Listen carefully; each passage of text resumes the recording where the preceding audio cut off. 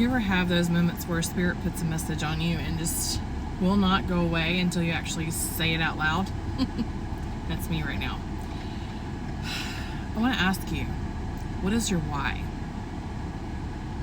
Do you know what your why is and why you do certain things in this world? The number one question that we should always ask ourselves is, what is our purpose? What are we here for? And the number one indicators are by asking yourself, what is your why? What is your reason for doing the things that you're doing? The only way to figure that out is to go within. Majority of the population are generators, manifesting generators and generators in human design, which is about 67% of the population. And what I know about generators, as I am one, is that we often follow the herd. And because we're responders, we respond to the environment. But what generators and manifesting generators don't know about themselves is that they get to choose what that is. But oftentimes they've been made to feel selfish or wrong for choosing things that lit them up and brought them joy.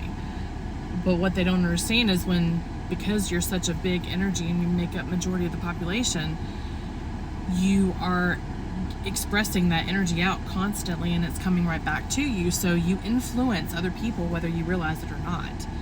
So it's important to do things that light you up and bring you joy and are part of what's in your heart's desire, because that's what you're going to influence other people with. So with all the things that are going on in this world, what people don't understand is there is no light without dark. There is always a beginning and an ending. And with all this chaos and destruction going on in the world right now, including the weather, earthquakes, volcanoes, things like that, that has to happen. It's just part of the rebirth process that we go through. And to understand that on such a grander scale, you need to understand that on an inward scale. What does that mean for you? What is your why for doing the things that you do? It is important to have a why because it gives you direction and it allows you to move and make choices. But even staying still and not doing anything is still a choice. So it's important to understand, what are your belief systems? Where did they come from? Are they even yours? Are they things that were passed on from your family members? Sorry, a piece of hair stuck on my lip.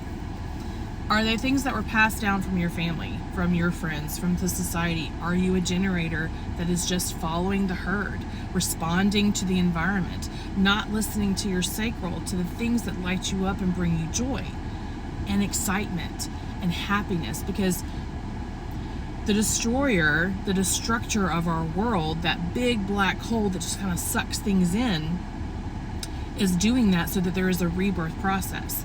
But what we feed into that is going to rebirth out. You know, we're constantly, all of us are one, we're connected to each other whether we want to be or not. And all of us make a whole, make one. And that is fed back to source, the place where all of us come from, the creator of all things. And that is feeding that source. So you have to ask yourself, what are you feeding the source? What are you feeding yourself? Is it things that bring you joy and light you up? I'm not saying that we shouldn't fight for things, the injustice of the world, the darkness that's going on. Yes, fight for that. Fight for change, because those are choices that you're making. But why are you making those choices? Are they your belief system? And are you doing it from a place that brings you joy? Or are you doing it from a place that brings you anger and despair and sadness and frustration? Because that is what you're going to feed back into the world, and it's going to regenerate.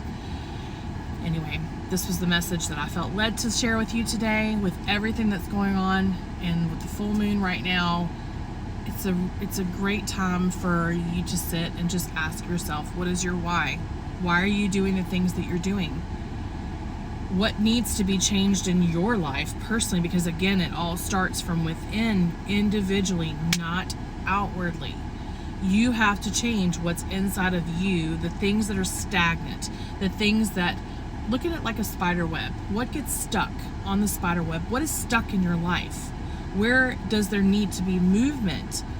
What is atrophied? What is dying? What is no longer bringing you joy and excitement?